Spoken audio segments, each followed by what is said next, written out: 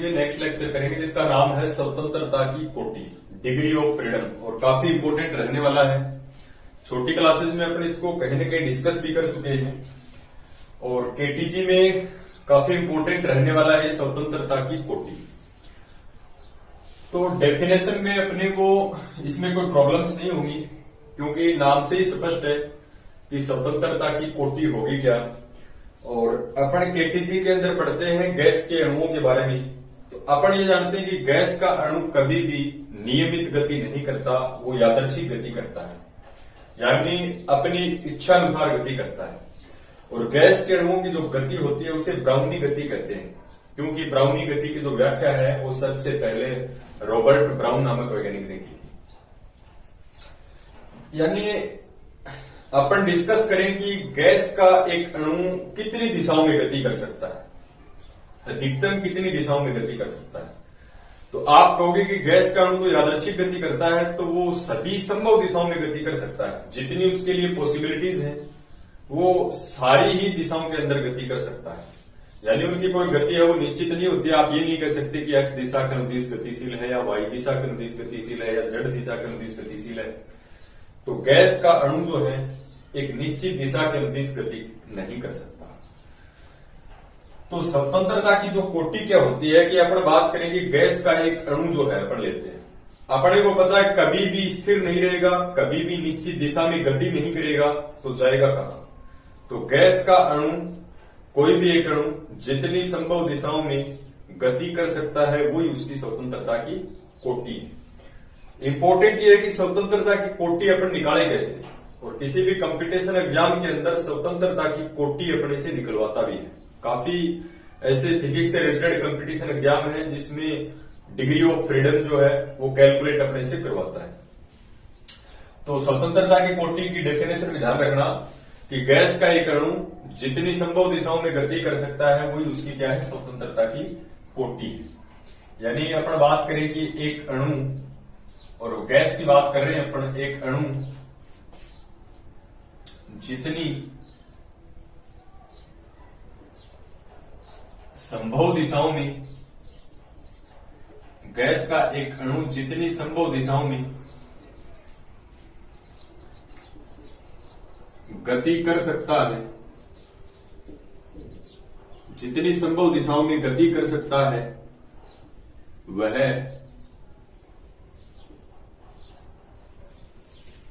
अणु की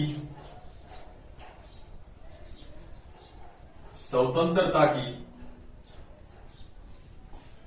कोटि,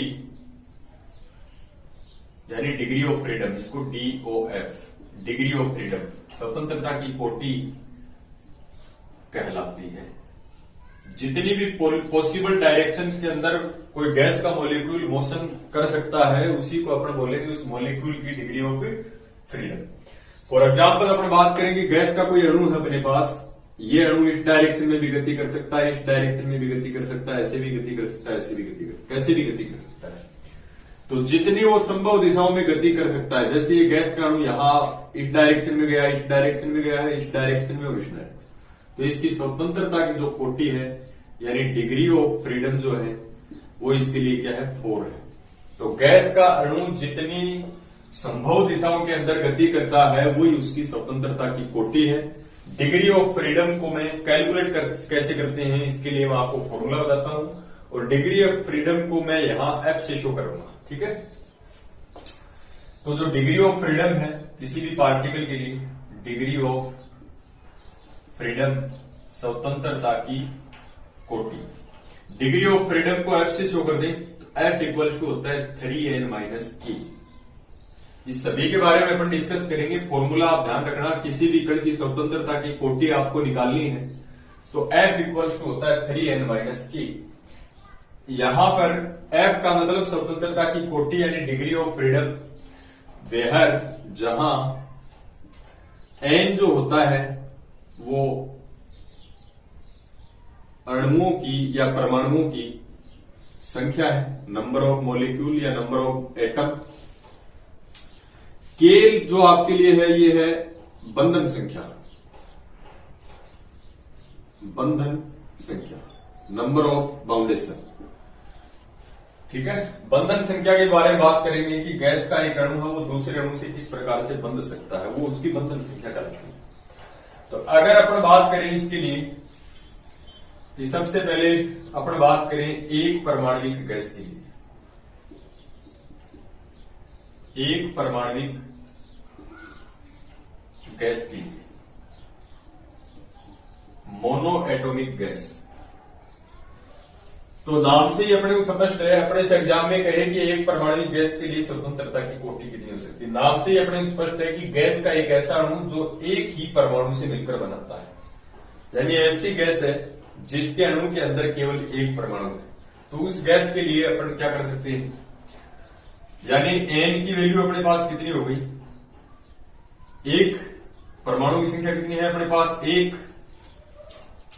अकेला अणु किसी से भी बंधन नहीं बना सकता, जैसे यहां अणु छोड़ दिया अपन, तो अकेला अणु किसी से भी बंध नहीं बना सकता, तो बंधन संख्या के की वैल्यू कितनी होगी, 0। दुनिया में ऐसा कोई पार्टिकल नहीं है, ऐसा कोई मॉलिक्यूल नहीं अपने पास जो अकेला किसी से बाउंड हो सके, यानी बंधन बना सके। तो के की वैल्यू इसके लिए क्या है, 0 है। के की वैल्यू 0 है, तो डिग्री ऑफ फ्रीडम जो है 3, एन की वैल्यू अपने पास 1 माइनस के की वैल्यू 0, तो डिग्री ऑफ फ्रीडम 3 into 1 यानी 3।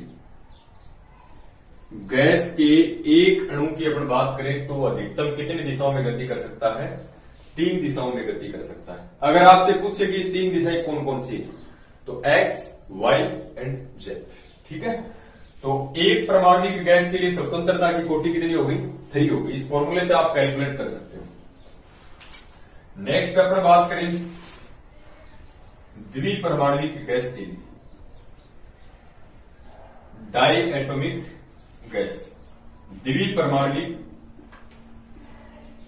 गैस के लिए, द्विपरमाणविक गैस के लिए यानी ऐसी गैस है जिसके अणु में 2 परमाणु है। अणु हमेशा परमाणु से मिलकर बनता है, और यहां पर जो अणु है गैस का उसके अंदर 2 परमाणु होंगे, तो उसे कहेंगे द्विपरमाणविक गैस, डाई एटॉमिक गैस।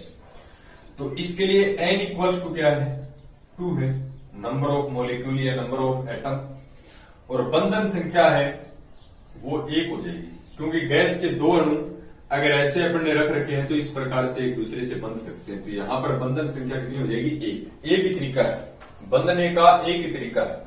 2 अणु केवल एक बंधन बना सकते हैं, यानी जिस प्रकार से 2 व्यक्ति हैं वो एक बाउंडेशन के अंदर हो सकते हैं, एक ही बंधन बना सकते हैं, वो किसी भी प्रकार का रिलेशन आप बना सकते हो। तो यहां पर बंधन संख्या है वो 1 है, तो डिग्री ऑफ फ्रीडम कितनी हो जाएगी भाई, 3 इंटू एन की वैल्यू द्विपरमाणु के लिए 2, और बंधन संख्या के की वैल्यू अपने पास है 1, तो 3 इंटू 2 6 माइनस 1 यानी 5। तो यहां पर द्विपरमाणविक गैस के लिए स्वतंत्रता की कोटि कितनी हो जाएगी, 5 हो जाएगी। एक परमाणु गैस के लिए स्वतंत्रता की कोटि 3, यानी वो अधिकतम 3 दिशाओं में गति कर सकता है। द्विपरमाणु गैस के लिए स्वतंत्रता की कोटि 5, यानी अधिकतम वो 5 डायरेक्शन के अंदर मोशन में रह सकता है।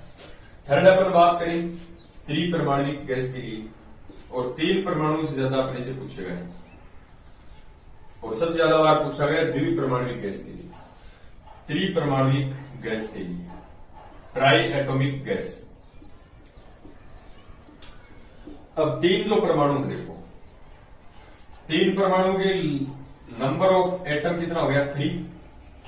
अगर तीनों परमाणु अपन बात कर लें कि इस प्रकार से बंधे हुए, एक परमाणु यहां है, एक यहां है, एक यहां है, सरल रेखा के रूप में, तो एक बंध ये बना सकते हैं, एक बंधन ये बन सकता है। तो एक के ये हो गया, एक के हो गया। तो इसके लिए के की जो वैल्यू होगी वो कितनी होगी, 2 होगी। इसके लिए है स्ट्रेट लाइन, यानी अणु कैसे रखे हुए, सरल रेखीय, सरल रेखीय रखे हुए। सरल रेखीय अगर रखे हुए तो degree of freedom F equals to 3, N की वैल्यू 3 परमाणु है तो 3, और के की वैल्यू कितने बंधन है, 2। तो ये 3 into 3 9, 9 minus 2 यानी 7। तो त्रिपरमाणु गैस के लिए स्वतंत्रता की कोटि 7 होती है। अगर आप ये कहो कि ऐसे अणु, तीनों अणु ऐसे नहीं रखे हो, किसी और डायरेक्शन के अकॉर्डिंग रखी हुई है, तो डिग्री ऑफ फ्रीडम है वो कैसे निकलेगी। अपन बात कर ले कि अगर तीनों एटम सरल रेखा में न रख के इस प्रकार से रखे, तो यहां पर एक बंधन हो गया, ये इन दोनों परमाणुओं के बीच एक बंधन हो गया, इन परमाणुओं के बीच एक बंधन हो गया, इन परमाणुओं के बीच। तो यहां पर जो k की वैल्यू है बंधन संख्या वो 3 हो गई। So degree of freedom f की वैल्यू क्या होती है, फॉर्मूला 3n-k। तो 3 इंटू n की वैल्यू 3, k अब की बार बंधन संख्या भी कितनी हो गई, 3 होगी। तो 3 इंटू 3 9, 9 माइनस 3 यानी 6। तो 3 परमाणु अगर त्रिभुजाकार में रखे हुए हैं तो इसकी डिग्री ऑफ फ्रीडम क्या होगी, 6 होगी। और 3 परमाणुओं से ज्यादा अपने से पूछेगा नहीं। और ध्यान रखना, एक परमाणुविक गैस के लिए डिग्री ऑफ फ्रीडम 3 है, यानी अधिकतम 3 दिशाओं में गति कर सकता है। 2 परमाणु अधिकतम 5 डायरेक्शन के अकॉर्डिंग गति कर सकते हैं। और 3 परमाणुओं के लिए स्वतंत्रता की कोटि 7 भी हो सकती है अगर वो सरल रेखी में है। और 3 परमाणुओं के लिए स्वतंत्रता की कोटि 6 भी हो सकती है अगर वो इस प्रकार से ट्राइंगल फॉर्म के अंदर रखी हुई। अगर अपने से कोई पूछता है कि स्वतंत्रता की कोटि न्यूनतम कितनी हो सकती है, तो 3 है। सिंगल पार्टिकल के लिए अधिकतम कितनी हो सकती है, 7 हो सकती है। उसके बाद आप देख रहे हो कि डिग्री ऑफ फ्रीडम कम होना स्टार्ट हो जाएगी। तो अब अपने को यहां ध्यान में रखना है कि एक तो कंपटीशन एग्जाम के लिए कि स्वतंत्रता की कोटि न्यूनतम कितनी हो सकती है, 3, अधिकतम कितनी हो सकती है, 7। तो 3 और 7 के बीच में ही डिग्री ऑफ फ्रीडम होगी। तो ये अपना आज का टॉपिक स्वतंत्रता की कोटि डिग्री ऑफ फ्रीडम है। और इसके फॉर्मूले को आप ध्यान रखना और उसके बाद में जो भी प्रॉब्लम है वो आप डिस्कस कर सकते हैं।